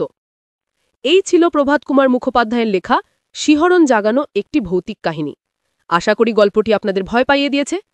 এই রকম আরও সুন্দর সুন্দর হরর গল্প শুনতে আমাদের YouTube channel magic surprise F subscribe করুন এবং পরবর্তী গল্পের নোটিফিকেশন সবার আগে পেতে বেল আইকনটি ক্লিক করতে ভুলবেন না। গল্পটি আপনার কেমন লাগলো তা আমাদের জানাতে লাইক ও কমেন্ট করুন এবং আপনার বন্ধু ও প্রিয়জনদের সাথে শেয়ার করে এই ভয়ঙ্কর মুহূর্তের ভাগিদার হন। আবারও দেখা হবে নতুন কোনো গল্পে। ধন্যবাদ। কি হয় যখন এক মাঝরাতে জোয়ারের টানে আপনার নৌকা আপনাকে নিয়ে যায় এক অজানা গ্রামে, যেখানে একদল রহস্যময় লোক আপনাকে নাচজামাই ভেবে বরের আসনে বসিয়ে দেয়? এই গল্প এক অদ্ভুত বিয়ের, যা বাস্তব আর স্বপ্নের সীমানা মুছে দেয়। ম্যাজিক সারপ্রাইজ এফ চ্যানেলের পক্ষ থেকে আপনাদের স্বাগত। আজ আমরা শুনব লেখক মনোজ বসুর লেখা একটি অসাধারণ মনস্তাত্ত্বিক ও অতিপ্রাকৃত গল্প। গল্প পাতালকন্যা। হরিপ্রসন্ন আমার বাল্যবন্ধু। দায়ে পড়ে তার চাকরি নিয়েছি, তবে সে লোক ভালো। আমি কর্মচারী, সে মনিব। বাইনের লোক আপনারা কোনো ক্রমে বুঝতে পারবেন না। যেন বন্ধুই আমি, খাতিরে তার কাজকর্ম করে দিই। মাসান্তে হঠাৎ একদিন খানকয়েক নোট আমার পকেটে গুজে দিয়ে চট করে সরে পড়ে। এই হলো মাইনে দেওয়ার প্রক্রিয়া। সুন্দরবন অঞ্চলে হরিপ্রসন্নের অনেকগুলো চক। নতুন আইন পাশ হলো, এবারে জমিদারি গুটিয়ে নেওয়ার পালা। কতটা জমি বিক্রি করে, কতটা বা বেনামি করে, আর কতটা জায়গায় বাগান পুকুর ইত্যাদি বানিয়ে তড়িঘড়ি যতদূর বের করে নেওয়া যায়। এরই তোড়জোড়ে আজকাল বাদাবনে তার ঘন ঘন যাতায়াত। একবার আমায় বলল, যাবি? অর্থাৎ ইচ্ছা অনিচ্ছার প্রশ্ন নয়, যেতেই হবে। রুবিকে নিয়ে মুশকিল, কার কাছে রেখে যাই? দুর্ভাগা মেয়ে, 6 মাস বয়সে মা হারিয়েছে। আমি মা বাপ দুই হয়ে দেখাশোনা করি। খুড়িমা সম্পর্কের একজনকে অনেক বলে কয়ে এবং নগদ 20 টাকা হাতে দিয়ে 10 দিনের করারে মেয়েটাকে গোছিয়ে রওনা হলাম। বৈশাখ মাস, যা গরম পড়েছে, গঙে খালে কয়েকটা দিন তোফা হা খেয়ে বেড়ানো যাচ্ছে। এটা উপরি লাভ। সুন্দরবন শুনে ভাববেন না বনজঙ্গলে শুধু, বন তো বটেই, হঠাৎ তার মধ্যে দেখবেন পুঙ্খের কাজ করা প্রায় অভগ্ন পাকা কুঠুরি মহারাজ প্রতাপাদিত্যের কোনো অনুচর বানিয়েছিল। হয়তো রয়্যাল বেঙ্গল টাইগার ইদানিং মহানন্দে বিনা ভাড়ায় তথায় স্বগোষ্ঠী বসতি করছে। কখনো বা নজরে পড়বে অনেকটা ফাঁকা জায়গা, হাসিল হয়ে সেখানটা আবাদ হচ্ছে, অথবা নদীখালের ধারে দেখতে পাবেন ছোটখাটো দিব্যি একটা গ্রাম, কাছাকাছি বনকর অফিস, তাকে ঘিরে মানুষ ঘরবাড়ি তুলছে, অথবা গ্রামের মতন দেখেই সরকারি অফিস বসিয়েছে সেই জায়গায়। নৌকো নিয়ে বেরিয়ে পড়ুন, স্বচক্ষে দেখে আসুন কতটুকুই বা পথ আপনাদের জায়গা থেকে। প্রথম আমরা শিবনগর কাছারিবাড়ি উঠলাম। নায়েবের সঙ্গে সেহা খরচা রোকর খতিয়ান নিয়ে বিষম আয়োজনে হিসেবপত্র চলেছে। কিন্তু জানি তো হরিপ্রসন্নকে, ছটফটে স্বভাবের মানুষ। দিন চারেক পরে বিরাট কর্চা খাতায় সশব্দে বন্ধ করে বলল, এদিকে ভালোই হচ্ছে নায়েব মশাই, হাঁসখালির চকের কি গতিক একবার দেখে আসা দরকার। ভাতে ভাত চাপিয়ে দিতে বলুন, এই ভাটায় বেরিয়ে পড়ব। যাই হোক, এই হাঁসখালি যাওয়ার পথেই কাণ্ডটা ঘটল। কুক্ষণের যাত্রা, বাপ ঠাকুরের পুণ্যে প্রাণে বেঁচে এসেছি, কিংবা বলবো পরম লগ্নে বেরিয়েছিলাম, ভাবতেও আজও রোমাঞ্চ লাগে। বলছি অত তাড়াবেন না, ভলবার জন্য তো আসর সাজিয়ে বসলাম। সেদিন দুপুরবেলা আমাদের পানসি পাশখালি দিয়ে যাচ্ছে। গোটা দুয়েক বাঁক পার হতে পারলে বড়গাং। হরিপ্রসন্ন থামতে ইশারা করল মাঝিকে। হামেশাই জঙ্গলে আসে ঝানু শিকারী, আমরা চতুর্দিকে নিঝুম নিঃসার দেখছি, সে তার মধ্যে জন্তু জানোয়ারের চলাচল টের পেয়েছে। পানসি এক হেতাল ঝোপের আড়ালে নিয়ে রাখল। 15-20 মিনিট যায়, বন্দুকে টোটা ভরে হরিপ্রসন্ন জঙ্গলের দিকে তাক করে আছে। তারপরে ডুডুম ডুডুম হরিণ পড়েছে, সঙ্গে সঙ্গে সেও লাফিয়ে পড়ে জঙ্গলে। এরকম যাওয়া ঠিক নয়, কিন্তু ফুর্তির চোটে বাদার নীতি নিয়ম ভুলে গেছে। টানাটানি করে শিকার তো নৌকায় তুলেছে, বাঁকের মুখে এমন সময় মোটর লঞ্চ, শিকারের লাইসেন্স নেওয়া নেই, তার উপরে মাদি হরিণ পড়েছে। হ্যান অবস্থায় বনকরের লঞ্চের সামনে পড়া আর বাঘের মুখে পড়া একই কথা। হরিপ্রসন্ন তো বলে ঘাবড়ায় না, যেন ওদেরই প্রতীক্ষায় ছিল। সল্লাসে চিৎকার করে উঠল, বড় বাঁচিয়ে দিলেন মশাইরা, নয়তো নৌকো নিয়ে বেগুন ঠেলতে হতো আপনাদের অফিস অব্দি। ফিস্টি হবে, দাড়িওয়ালা সেই লোকটা আছে তো, যে আহামরি মাংস রাধে। হরিণটা লঞ্চে তুলে দাও। হ্যাঁ, হরিণ তোলবার আগে নিজেই উঠে পড়েছে। আমাদের হাঁক দিয়ে বলে, বড় গাঙে বেরিয়ে বিষখালি মোহনায় চাপান দিয়ে থাকগে, নিঃশেষ ফেলো না, তোমাদের ফিস্টি মাধা মাংস নিয়ে আসব, শুধু উনুনে 4টি ভাত চাপিয়ে রেখো, ব্যাস। এই হলো দুপুরবেলার কথা। এক প্রহর রাত হয়ে গেল, পেটের ভেতর বাপান্ত করছে, দেখা নেই কারো, না হরিপ্রসন্ন না তার আহামরি মাংস। সারাদিন বড় ধকল গেছে, পাশখালি পা জলই ছিল না। কাদায় নেমে 3-4 মাইল নৌকো ঠেলেছি। মাঝি মাল্লারা সন্ধে থেকে নাক ডাকছে। একা বসে বসে আমিও কখন শুয়ে পড়েছি একদম কিছু জানি নে। পানসি হেলছে দুলছে, ঘুমের মধ্যে একসময় টের পেলাম, অর্থাৎ জোয়ার এসে গেছে। বাচ্চাকে দোলনায় চাপিয়ে মা যেমন দোলা দেন, ঠিক তেমনি। মন্দ লাগে না? খানিক এমনি গেল, ছেঁড়া ছেঁড়া স্বপ্ন দেখছি। হঠাৎ মাঝি চেঁচিয়ে ওঠে, সর্বনাশ হয়েছে, নৌকো বানচাল হয়েছে। মাঝরাতে উত্তাল নদীতে নৌকা ছেড়ে ভেসে চলেছে, গন্তব্য অজানা। এই ভয়ঙ্কর পরিস্থিতিতে তারা কি প্রাণে বাঁচবে, না তলিয়ে যাবে সুন্দরবনের গভীরে? গল্পের ক্লাইম্যাক্সে পৌঁছানোর আগে আপনাদের কাছে একটি ছোট্ট অনুরোধ। আমাদের এই পরিবেশনা যদি আপনাদের ভালো লেগে থাকে, তাহলে দয়া করে ম্যাজিক সারপ্রাইজ এফ চ্যানেলটি সাবস্ক্রাইব করে আমাদের এই রহস্যময় যাত্রার সঙ্গী হন। চলুন এবার ফেরা যাক গল্পের সেই শ্বাসব্রদ্ধকর মুহূর্তে। লাফিয়ে উঠে বসে আতঙ্কে থরথর কপি। জোয়ারের টানে কাছি ছিঁড়ে নৌকা তীরের মতন ছুটেছে। নোনা জলের তরঙ্গ অন্ধকারের মধ্যে সাদা দাঁত মেলে হাসছে খলখল শব্দে। যা অবস্থা, সবশুদ্ধ এতক্ষণে জলতলে যায়নি, সেই তো আশ্চর্য। মাঝি হাল চেপে ধরল, সামালতে গেল তো মরাত করে হাল 2 খণ্ড। চরম ক্ষণের অল্পই আর বাকি। হাত পা কোলে করে সময়টুকু কাটিয়ে দাও, কোনো কিছুই করার নেই। জলের কল্লোল ধ্বনি আমার রুবির কান্নার মতন লাগছে। করাল অন্ধকারের পর থেকে রুবির কান্না ভরা ডাক শুনি যেন, বাবা গো বাবা। ঘন অন্ধকারে কোন জায়গায় কি অবস্থার মধ্যে ছুটছি বোঝবার জো নেই। পাগলা হাতির মতো মাথা নাড়তে নাড়তে নৌকা হঠাৎ গতি বন্ধ করে দাঁড়ালো। পাড়ে লেগেছে, লতাপাতায় আষ্টে বিষ্টে জড়িয়ে কাছি বাঁধার মতন হয়েছে। এমন তো হয় না, বেঁচে গেলাম তবে নাকি? টেমি জেলে চৌখুপি লণ্ঠনের মধ্যে পুরে উঁচু করে ধরলাম। দুটো উদ্দেশ্য, কোথায় কিভাবে আটকে আছি তার কিছু হদিশ পাওয়া, আর জায়গাটা যদি গরম অর্থাৎ ব্যাঘ্র সংকুল হয় আলো ধরে জানোয়ারদের ভয় দেখানো। মস্ত এক বাঁকের মাঝামাঝি কি গতিকে কিনারায় এসে পড়েছি। যে জোরে আসছিল পারে ধাক্কা খেয়ে পানশির কুচি কুচি হয়ে যাবার কথা, কিন্তু বুনো লতা জালের মতো আটকে ধরল। বিধাতা পুরুষ আমাদের বেমক্কা পরমায়ু দিয়েছে, এ থেকেই বোঝা যাচ্ছে। গঙের পাশাপাশি দীর্ঘ বিসর্পিল এক বস্তু, বাঁধ বলে তো মনে হচ্ছে। আরে মানুষ কথা বলছে, মানসলায় এসে পড়েছি। তবে তো ফুর্তিতে নেমে পড়লাম। বিস্তর গোলঝাড়, সেগুলো পার হয়েই বাঁধ। বড় বড় কেওড়া গাছ জায়গাটায় আধার জমিয়েছিল। বাঁধের ওধারটা একেবারে ফাঁকা। মেঠো জমি ভেঙে হন হন করে কারা আসছে, গুনতিতে 15-20 জন। বিলের মুক্ত বাতাসে ওদেরই কথাবার্তা কানে গিয়েছিল। এসেই ধমক দিয়ে ওঠে আমার উপর, আচ্ছা মানুষ, আঘাটায় নেমে পড়ে লণ্ঠন দেখাচ্ছেন? সন্ধে থেকে আমরা হা পিত্তেসে পথ তাকিয়ে আছি, এসো, চলে এসো। কোথায় কোথায় যেন জানেন না? আকাশ থেকে পড়লেন? আকাশ থেকে পড়িনি, জোয়ারের টানে এসে পড়েছি। সত্যি আমি কিছু জানি নে। থাক থাক, যাত যাওয়া কাণ্ড। রাত দুপুরে উনি এখন রঙ্গরাস শুরু করলেন। এ বলে লোকটা হাত ধরল, উহু, যেন হাড় গুঁড়ো হয়ে যায়। লোকটা হাত ছেড়ে দিয়ে ব্যঙ্গের সুরে বলে, ননির পুতুল, গুটি গুটি অমন পা ফেললে চলবে না, জোর কদমে চলো, লগ্নের আর দেরি নেই। পাঁকা গুফ এক তবিন মানুষ এগিয়ে এসে হাতের লাঠিটা আমার হাতে গুজে দিলেন। ভালো মানুষ তিনি, কোমল কণ্ঠে বললেন, তোমার লণ্ঠনটা আমার হাতে দাও দাদাভাই। অজানা পথ, লাঠি ধরে সাবধান হয়ে আমাদের সঙ্গে এসো। চোখ রোগড়ে পরক করি, ঘুমের ঘরে স্বপ্ন দেখছি না তো? সকাতরে বললাম, লগ্ন? কিসের লগ্ন? বুঝতে পারছি না, কেন যেতে হবে আপনাদের সঙ্গে? হাসলেন সেই প্রবীণ মানুষটি। ও রামশরণ, শুনো শুনো, নাত জামাই কেন আমাদের সঙ্গে যাবে বুঝতে পারছে না। দুনিয়ার এত মূল্যক থাকতে শোলাদানায় কেন এসে পড়ে তাও বোধহয় জানে না। হো হো হো হো হো, বহু কণ্ঠে উচ্ছল হাসির ধ্বনি। একজন বলল, মশালগুলো ধরিয়ে ফেলো। হ্যাঁ, ভূতপ্রেতের মতন গাছতলায় দাঁড়িয়ে আছেন, বড় ভয় পেয়ে যাচ্ছে। আমার সেই লণ্ঠন খুলে একে একে টেমিতে মশাল ধরিয়ে নিল। হু হু করে হাওয়া দিচ্ছে, মশালের আলো কাঁপছে কালো কালো মূর্তিগুলোর ওপর। প্রবীণ লোকটি বললেন, আগে পিছে মশাল ধরো, মেঠো পথ হোঁচট না খায়। নাত জামাই হাঁটিয়ে নিয়ে বাড়ি তুলতে হচ্ছে। তোমারই দোষ দাদা ভাই। 16 বেহারার পালকি ঘাটে বসে আছে এখনো, খবরাখবর করে তাদের নিয়ে আসার সময় নেই। যা কষ্টটা দিয়েছ। বসে বসে বিরক্ত হয়ে শেষটারা বলল, গাঙের কিনারা ধরে এগিয়ে দেখা যাক। তাই তো তোমায় পেয়ে গেলাম। মেঠো মাঠে নেমে পড়েছি এখন। থমকে দাঁড়িয়ে বললাম, নৌকর ওদের কিছু বলা হলো না? যা বলবার আমরা বলবো, যেতে বলা হচ্ছে, তাই চলো না তাড়াতাড়ি।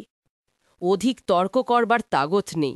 একটিবার হাত ধরেছিল, তার জ্বলুনি থামিনি এখনো। রহস্যময় লোকগুলো আমায় ঘিরে নিয়ে চলল, কোথাও খানাখণ্ড, কোথাও আলপথ, কোথাও বা ধান কেটে নেওয়া জমির ওপর দিয়ে চলেছি। যাচ্ছি তো যাচ্ছি, দম দেওয়া এক কলের পুতুল হয়ে চলেছি। অবশেষে পাড়ার মধ্যে এসে পড়লাম। তেমাথা পথের ওপর তেঁতুল গাছ, ও দূরে বাড়ির উঠানে সামিয়ানা খাটানো, বিস্তর লোকের আনাগোনা। অকুস্থলে পৌঁছে গেছি। বর নিয়ে এসেছি। অমনি ঢোল, কাশি, সানাই বেজে উঠল কোন দিক থেকে। উলু দিচ্ছে মেয়েরা, শাঁখ বাজাচ্ছে। মাঠের দিককার আকাশে শো শো করে হাওয়ায় উঠে তারা কাটছে। কন্যাপক্ষ অবস্থাপন্ন, বিয়ের আসর খাসা সাজিয়েছে। কাচের হাড়ি ঝোলানো সারি সারি বাতি জেলে দিয়েছে। রূপো বাঁধানো হুঁকোগুলো লোকের হাতে হাতে ঘুরছে। হুঁকোদানের ওপর বড় একটা বসতে পায় না। গোলাপ জল ছিটোচ্ছে ঘন ঘন। পুরুত তৈরি হয়ে আছেন। উঠোনে গিয়ে দাঁড়াতে তিনি আর এক দফা বকতে লাগলেন। ছি ছি, বড় ছেলে মানুষ, একটু যদি কাণ্ডজ্ঞান থাকে তোমাদের, জাত মারবার জো করছিলে। আর দেরি করো না, বড়াসনে বসে পড়ো। আত্মভিমান হঠাৎ মাথা চাড়া দিয়ে ওঠে। রুবির মুখ ভেসে উঠল মনের ওপর। মৃত্যু পদযাত্রিনী রুবির মার বাচ্চা মেয়েটাকে সেই আমার কোলে তুলে দেওয়া। মারুন, কাটুন, যা ইচ্ছে করুন, কিছুতে আমি আসনে বসছি নে। গায়ের জোরে দিয়ে দেবেন নাকি? এক উঠোন লোকের মধ্যে কেউ চটে না, হাসে যেন ভারী এক মজার ব্যাপার। শোন শোন, গায়ের জোরের বিয়ে নাকি? বর বলছে এই কথা। আর একজন বলে উঠল, উপোস করে আছে, তার উপর এঘাট ওঘাট করে মাথা বিগড়ে গেছে। আসনে বসিয়ে হাওয়া করো, ঠিক হয়ে যাবে। সেই নিশিরাত্রে বনের প্রান্তে বাতির অনুজ্জ্বল আলোয় বিচিত্র জনসমাবেশের মধ্যে আমি যেন আর এক মানুষ হয়ে যাচ্ছি। অতীত ধুয়ে মুছে প্রায় নিশ্চিহ্ন। শহরের পিচ ঢালা রাস্তা, 5 তলা 7 তলা বাড়ি, সিনেমা, থিয়েটার, ট্রাম গাড়ি, মোটর গাড়ি, সমস্ত বুঝি মনের আজগুবি কল্পনা। স্বপ্ন দেখছিলাম নাকি এতক্ষণ? স্বপ্নের ঘোরে এক লম্হায় যেন জীবনের 30টা বছর অতিক্রান্ত হয়েছে। এখন বিষম হাসি পাচ্ছে কলকাতা শহর ইত্যাদি হাস্যকর অবাস্তব কতকগুলো জায়গার কথা মনে ভেবে। শুভ দৃষ্টি।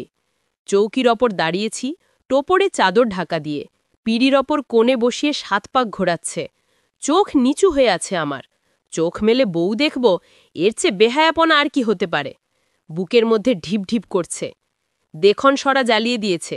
সরা মধ্যে নানা রকম বাজির মশলা। জ্বালিয়ে দিলে চারিদিকে যেন দিনমান হয়ে যায়। শুভ দৃষ্টির সময় জ্বালায় এইগুলো। সরা জ্বালিয়ে পাশ থেকে বলছে, চোখ মেল গো, শুভক্ষণে 4 চোখের মিলন হবে, তবেই তো আমোদ আহ্লাদে কাটবে সারা জীবন। মুদিত পাদ্যকলির মতন 2টি ডাগর চোখ আমার দৃষ্টির সামনে। থরথর কাঁপছে চোখের পাতা।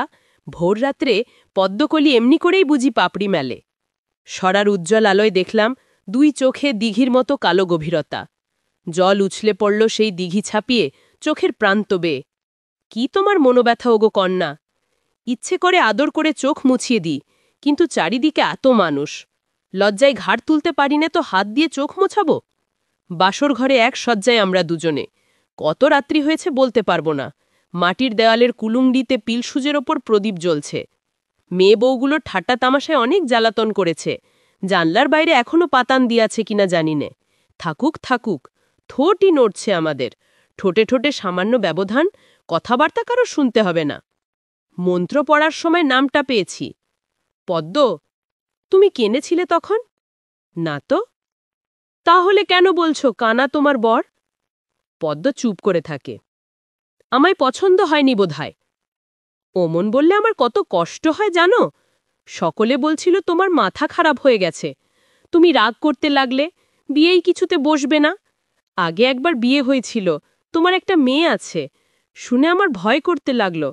আচ্ছা, ওসব কি সত্যি?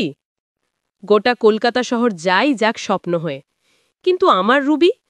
বিষম সন্দেহের দোলায় দুলছি। গুটিসুটি হয়ে রুবি আমার কোলের মধ্যে ঘুমায়। আজ 5-5টা বছর। দরজার ধারে দাঁড়িয়ে থাকে ফিরতে একটু দেরি হলে। ও বাবা, তোমার বিছানা করে রেখেছি, এই দেখো। এইটুকু মেয়ের কাজ দেখলে তাজ্জব হয়ে যাবেন। আর এইখানেই বিয়ে হয়ে গেল খানিক আগে। পাশে নববধূ। উপোস করেছিলাম এই বিয়ের জন্য। পথ ভুল করে দেরি হয়ে গেছে বিয়েবাড়ি পৌঁছতে, সেজন্য এরা খুব উদ্বিগ্ন হয়েছিল। এতজনের কাছে শুনে শুনে মনে হচ্ছে এটাই সত্য। যে জীবন এতখানি বয়স ধরে কাটিয়ে এসেছি, সমস্ত কেমন ধোঁয়া হয়ে যাচ্ছে। ভয় হচ্ছে রুবিও শেষটা ধোঁয়া হয়ে মিলিয়ে না যায়। এই দেখো, আবার তুমি মুখ অন্ধকার করলে। হাসো গো, হাসতে হয় গো আজকের দিনে। তোমার মুখে সবসময় যাতে হাসি থাকে, জীবন দিয়ে আমি তাই করব। আমিও সেটা মনে প্রাণে মেনে নিচ্ছি। দ্বিধা সন্দেহ ভয় অনেক ছিল, সমস্ত মুছে গেছে এইটুকু সময় পদ্মর সঙ্গে কাটিয়ে। বললাম, পাড়া গায়ের ব্যাপার, কাল বোঝায় বাসি বিয়ে টিয়ে। কাল আর যাওয়া হচ্ছে না, যাব আমরা পরশু সকালবেলা।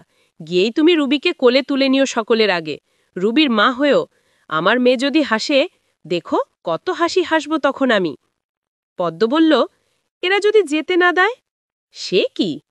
ধরো যদি ঘর জামাইয়ের মতো এখানে থাকতে হয় চিরকাল, কোনো কিছুর অভাব অনটন রইল না, তুমি মনিব হলে কর্তা হলে, আমি তো দাসী বাঁধি আছি, সকলে তোমার হুকুমদার হয়ে কাজকর্ম করবে।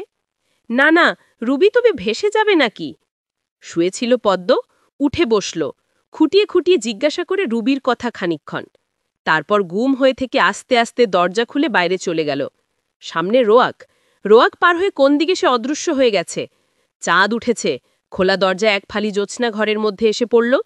জ্যোৎস্না ফিনিক ফুটছে, দিনমানের মতো পরিষ্কার। পদ্ম ফিরে এলো এক আঁচল স্বর্ণ চাপা নিয়ে। সুগন্ধে ভরে গেছে ঘর। বলে, নিচু ডালে অনেক ফুটেছিল, তোমার জন্য তুলে নিয়ে এলাম, নাও। 2 হাত পেতে নিলাম, অঞ্জলি ভরে গেল। ফোঁস করে এক দীর্ঘশ্বাস ফেলে পদ্ম, আমার বুকের ভিতর মোচড় দিয়ে ওঠে। বললাম, তুমি বড় ভালো পদ্ম, তোমার জন্য সমস্ত ছাড়তে পারি। কেবল সেই আমার মাহারা মেয়েকেও নেই, তাকে দেখাশোনা করবার। 5 দুয়ারে ঠেলা খেয়ে মরবে। আসবার সময় 2 হাতে আমায় জড়িয়ে ধরেছিল, হাত ছাড়িয়ে দিয়ে চলে এলাম। আবার বলি, রাগ করলে পদ্ম? জবাব দিতে গিয়ে পদ্মর পঠা ফোটে না। জ্যোৎস্নার আলোয় মুখখানা উঁচু করে তুলে ধরি। বললাম, কি ভাবছ তুমি বলো? চলো কথা বলতে বলতে যাই। কোথায়? এসো না, এদের কথায় এদূর আসতে পারলে আমার কথায় যাবে না কেন? বিয়েবাড়ি এখন শান্তিতে বেহুশ হয়ে ঘুমোচ্ছে, একটি মানুষ জেগে নেই। তেমাথার তেঁতুল গাছ ছাড়িয়ে 2 চোর আমরা টিপি টিপি চলেছি। আরও খানিক এগিয়ে পদ্মর এবার গলা ফুটল। আহা, গানের সুরও এমন মিঠা হয় না। বলে, রুবির কথা ভাবছি। মা না থাকার কষ্ট আমি জানি। আমারও মা নেই, 76-এ মন্মন্তরে মারা গেলেন। তখন আমি একেবারে ছোট। ঝাপসা ঝাপসা মনে পড়ে বাবা আর গায়ের মানুষরা ঘুরতে ঘুরতে শেষটাই দক্ষিণ দেশে ধান চালের আবাদে এসে নতুন করে ঘরবাড়ি তুললেন। আমি বললাম, 76-এ নয়, 50-এর মন্মন্তর, তোমার ভুল হচ্ছে। এই তো সেদিনের কথা, ভুল হবার কি আছে? পলাশিতে সিরাজউদ্দৌলার নবাবী গেল, তার কিছু পরেই তো। পদ্ম মাগলা নাকে তবে? এতক্ষণের এত কথাবার্তায় টের পাইনি। চলার ধরনে মনে হচ্ছে পাগল বটে, হাত ধরে যেন উড়িয়ে নিয়ে চলেছে আমায়। আমি বলি, আস্তে আস্তে। পদ্ম আকাশের দিকে তাকায়, শুকতারা উঠে গেছে। আরও ব্যস্ত হয়ে ওঠে, গতিবেগ আরও বাড়ায়। বলে, সকাল হয়ে গেলে আর তুমি যেতে পারবে না, কোনো দিন যাওয়া হবে না। এসো এসো, বাঁধে উঠতে হবে ভোর হবার আগে। পায়ে কত কাটা ফুটল, নখ ছিঁড়ে গেল, উঁচু নিচু মাটিতে আঘাত লেগে। শামুকে পা কাটল জলের মধ্যে দিয়ে যেতে। সে যে কত পথ চললাম তার হিসেব নেই। অবশেষে বাঁধ দেখতে পাচ্ছি, বাঁধের ওপরে সেই গাছগুলো। বাঁধের নিচে এসে পদ্ম হাত ছেড়ে দিল, বলে, দাঁড়াও একটু। 2 পায়ে মাথা গুজে সে প্রণাম করল। অনেকক্ষণ ধরে করছে, ওঠে না। সস্নেহে তাকে বুকের মধ্যে নিয়ে বলি, আবার দেখা হবে পদ্ম, আমি আসব। গাছের চড়ার মতন 2 হাত ধরে উঁচু বাঁধে উঠছি। নোনা নদী ঝিকমিক করছে গোলঝাড়ের ওদিকে। গা শিরশির করে, বড্ড শীত। পদ্ম? জ্বর আসার মতন মনে হচ্ছে, কাঁপুনি লেগেছে। কোথায় পদ্ম? তাকিয়ে দেখি কেউ কোথাও নেই। বাঁধের আড়ালে পালিয়ে কৌতুক করছে বুঝি। পদ্ম, পদ্মরানী! মুক্ত আকাশতলে গাঙের কিনারে শীতে কাঁপতে কাঁপতে কত ডাকলাম, পদ্ম যেন বাতাসের সঙ্গে মিশে গেছে। সকাল হলো, দিনের আলোয় মাঠের দিকে তাকিয়ে অবাক, মাঠ কোথায়? বিশাল জলভূমি। কিন্তু আমি যে এই কেওড়া গাছতলা থেকে ডাইনে নেমেই বিয়েবাড়ি গেছিলাম, ভুল হবে কেমন করে? ঠক্কর খেয়ে ডান পায়ের একটা নখ উল্টে গেছে, আর জামার পকেট ভর্তি পদ্ম দেওয়া স্বর্ণচাপা। জলের মধ্যে আর যাই হোক, স্বর্ণচাপা ফুটবার কথা নয়। কপাল ভালো, বিকেলবেলায় নৌকা পেয়ে গেলাম। গোলপাতা কাটতে এসছিল, ফিরে যাচ্ছে। নৌকা না পেলে রাত্রিবেলা জল জঙ্গলের মধ্যে বাঘের পেটে নাও যদি যাই, অন্তত অনভুক্ত অবস্থায় কার্তিক মাসের নতুন হিমে কেওড়াতলায় নিশ্চয় মরে পড়ে থাকতাম। আরও এক তাজ্জব, কাল সবে এসেছি, একদিনের মধ্যে বৈশাখ থেকে কার্তিক মাসে পৌঁছে কি করে? 2 মাঝি মাতলা থাকে। এই কদিন অনেকের সঙ্গে এই গল্পই করেছি। নৌকো থেকে ডাঙায় পা দিয়েই 2 কাছে গেলাম। বাদাবনের সব সুলুক সন্ধান তার নখদার্পণে। এখন শক্তি সামর্থ্য নেই, আর বাদায় যেতে পারে না। 2 হাঁটুর মধ্যে মুখ গুজে বসে বসে তামাক টানে। লোকজন কাউকে পেলে বাদাবনের গল্প শোনায়। 2 বলে, জায়গাটা চিনলাম, শোলাদানার বাউড়। শোলাদানা বলে এক জমজমাটে গা ছিল, ভূমিকম্পে বসে গিয়ে সেখানে বাউড় হলো। সেখানে পুরো গ্রামই আছে জলের তলে, দায় দরকারে কখনো সখনো ভেসে ওঠে। শোলাদানায় গিয়ে তুমি যে আবার ফিরে এলে, এমন কখনো হয় না। জোর কপাল বটে তোমার। এই ছিল মনোজ বসুর লেখা অসাধারণ মনস্তাত্ত্বিক ও অতি প্রাকৃত গল্প পাতালকন্যা। আশা করি জলের তলার সেই রহস্যময় গ্রামের কাহিনী আপনাদের ভালো লেগেছে। এই রকম আরও সুন্দর সুন্দর গল্প শুনতে আমাদের YouTube channel magic surprise F subscribe করুন এবং পরবর্তী গল্পের নোটিফিকেশন সবার আগে পেতে বেল আইকনটি ক্লিক করতে ভুলবেন না। গল্পটি আপনার কেমন লাগলো তা আমাদের জানাতে লাইক ও কমেন্ট করুন এবং আপনার বন্ধু ও প্রিয়জনদের সাথে শেয়ার করে এই অদ্ভুত মুহূর্তের ভাগীদার হন। আবারও দেখা হবে নতুন কোনো গল্পে। ধন্যবাদ।